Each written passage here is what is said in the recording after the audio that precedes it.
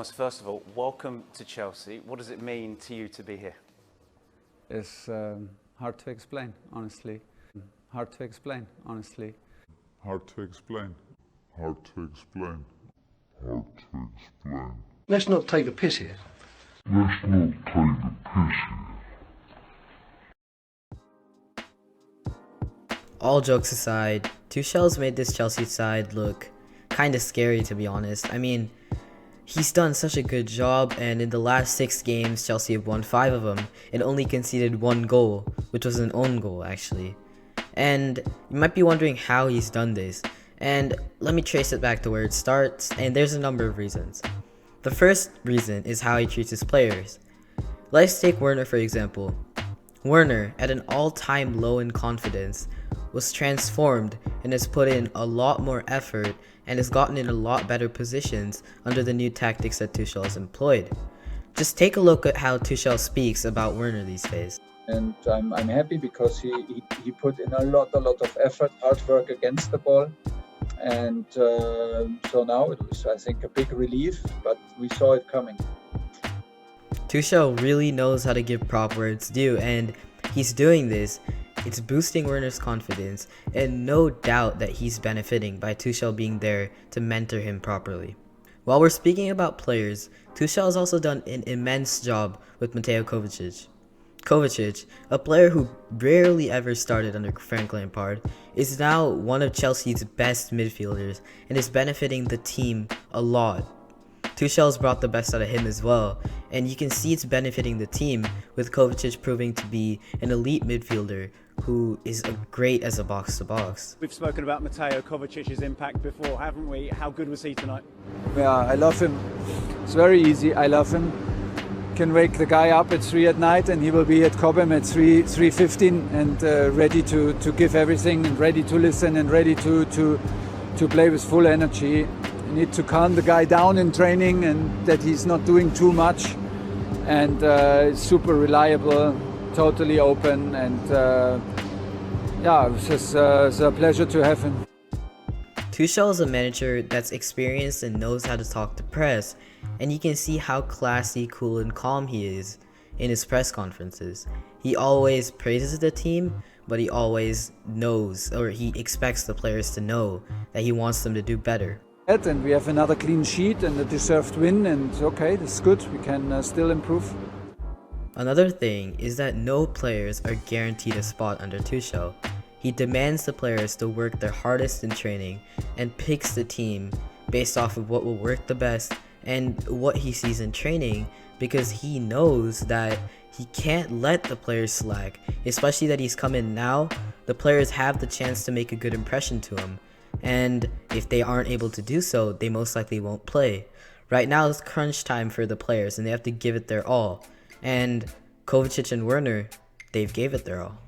We've talked about the direct impacts of Tuchel, so now let's jump into the tactics. Chelsea under Tuchel is quite different than Chelsea under Lampard.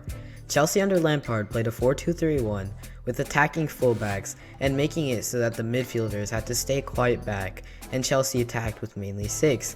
With this 3-4-1-2 formation, you have Cho, who's an attacking player who plays a lot as wingback, and Alonso, who gets to play as wingback as well, but the main difference is the ability for the center midfielders to get up the pitch.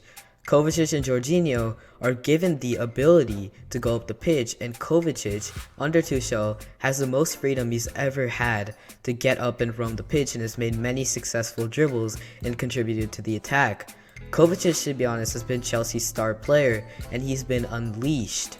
The beast inside him has been unleashed. He's been able to find long balls, dribble past players, and this system suits him extremely well as a natural box-to-box. Mason Mount, in this number 10 role, is really energetic and leads the team press. It causes Werner, who is now playing as a left striker, to help him, and Abraham or Giroud or whoever it is to help them as well, with Alonso and Hudson-Odoi helping in the press, with Rudiger covering, and Azpilicueta covering, and usually Silva, but since he's hurt, Christensen covering here. Overall, it's really organized. when it comes to attack, you have the wingbacks pushing up, of course. You have the double striker pivot playing pretty narrow because the width is being provided by the fullbacks. And you have players like Kovacic and Jorginho alternating going up, but with it mainly being Kovacic who gets to do more of the attacking duties. You'll have Jorginho dropping back at times into the center back pairing and being able to slow the game down and find pick passes to really change it up a little bit. But as you can see, the key differences lie in how narrow the side is. The thing is, with Chelsea under Lampard, at times they had too much width. Werner at times was forced to hog the touchline as a winger, as well as the winger on the other side. So there was space in the middle for the Chelsea players to get in, although no Chelsea midfielders really chose to go for it, you know? It was mainly only Mount in the center attacking mid position to go do anything. But now you have a little bit less width, and you have a lot of play coming from this right-hand side of Chelsea's, because Azpilicueta is a right back by trade, and he's able to find Hudson-Odoi, who can do wonders on this right-hand side. Overall though, Chelsea are keen to keep 3 players behind the ball, and center backs at times can make darting runs inside to help find things. Jorginho is huge in this as well, since Chelsea have the ball in this sort of position a lot, and they're able to make a lot out of these chances, usually with a lot of crosses coming from this side, or a lot of crosses coming from Alonso, who can also tuck inside for Werner to get out wide, or for Kovacic to get out wide, and all these sort of things. Tactically, it's not just cross into one man's head anymore, it's multiple players checking in, tucking in, but the width isn't as crazy, with only a couple players providing width as options.